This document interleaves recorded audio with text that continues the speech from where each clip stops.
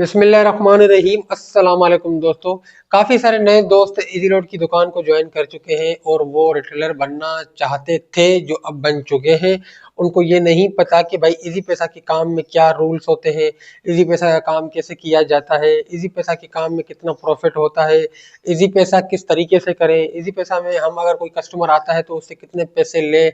तो ये सारी बातें दोस्तों मैं इससे पहले बहुत सारी वीडियोस बना चुका हूँ, लेकिन आज की इस वीडियो के अंदर मैं आपको एक मुख्तसर सा एक समझो कि फार्मूला दूंगा कि भाई इजी पैसा का जो काम होता है उसमें देखें सिंपली दुकानदार क्या करता है। अगर कोई कस्टमर आता है कि भाई 10,000 रुपये भेजने हैं तो वो उस कस्टमर से 100 रुपये लेता है। काफी सारे दुकानदार 150 भी लेते हैं। क्यों 150 लेते हैं कि भाई 10 रुपये तो है, वो दुकानदार की अपनी कमीशन हो गई, ठीक है। जबकि ऑफिशियल इसमें कंपनी आपको नहीं कहती है कि भाई आपको इसमें कुछ भी लेना है, लेकिन आप जो लेते हैं अपने रिस्क पर लेते हैं। 1,000 के ऊपर 10 रुपये आप लेते हैं। 5 रुपये आपको पता है कि कंपनी ने एक नया टैक्स लगाया था गवर्नमेंट ने, जो कि मास्टर सिम से अगर आप किसी को पैसे भेजते हैं तो 1,000 के ऊपर 5 रुपये काटे जाते हैं।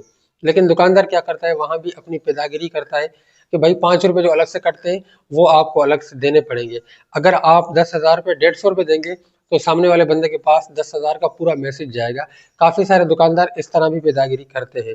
तो दोस्तों ये जितनी भी पेदागिरी है, मतलब आप 1,000 के ऊपर 10 रुपये लेते हैं या आप 15 रुपये लेते हैं, तो ये एक समझो कि आप अपना रिस्क उठा रहे हैं, लेकिन ऑफिशियल जो है वो ये फीस नहीं है। कंपनी आपको नहीं कहती है कि भाई ये फीस आप ले।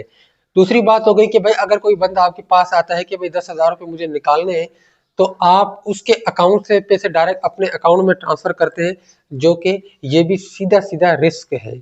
अब 10,000 आपने ट्रांसफर कर लिए, आपने उससे लिए 200 रुपये, 180 रुपये ऑफिशियल फीस है, लेकिन आप उससे 200 रुपये ले रहे हैं। आपने 200 रुपये ले लिए भाई, अब उसका अकाउंट जो है आपके अकाउंट में पैसे ट्रांसफर करेगा। कंपनी को ये नहीं पता कि भाई वो बंदा कौन है, आप कौन है।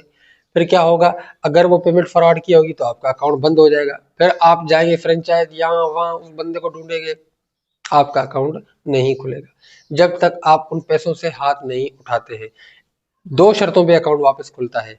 अगर आपका अकाउंट बंद हो गया, या तो फिर आप उन पैसों से लाताल्लुकी करें, या आप दावा करें कि भाई ये पैसे मेरे हैं। फिर आपने वो बंदा पेश करना होगा, वो भी वहां पर गवाही देगा कि भाई जी मैंने पैसे भेजे। फिर उस बंदे से पूछा जाएगा कि भाई आपके पास पैसे कहाँ से आए। इस तरह से 17 बंदों की चेन होती है, जो 17 बंदों के अकाउंट बंद होते हैं। 17 बंदे पेश होंगे तब जाके आपका अकाउंट खुलेगा। सीधी सीधी बात यह है कि भाई आपने लाताल्लुकी करनी है कि भाई मेरे पास, मुझे नहीं पता कि ये पैसे कहाँ से आए, आपका अकाउंट खोल दिया जाएगा। ये होता है।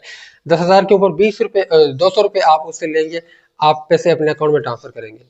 हो सकता है पैसे उसी टाइम आपके अकाउंट में आ जाए, हो सकता है ना भी आए। तो इस तरह की बहुत सारी बातें हैं दोस्तों। मैं पहले भी बहुत सारी वीडियोस बना चुका हूं। अगर आपको तफसीली वीडियो चाहिए तो आप मेरे चैनल पर जाएं, मैं ऐसी सैकड़ों वीडियो बना चुका हूं। आज की इस वीडियो का मकसद सिर्फ थोड़ा बहुत था जो मैंने आपको बता दिया। अल्लाह हाफिज।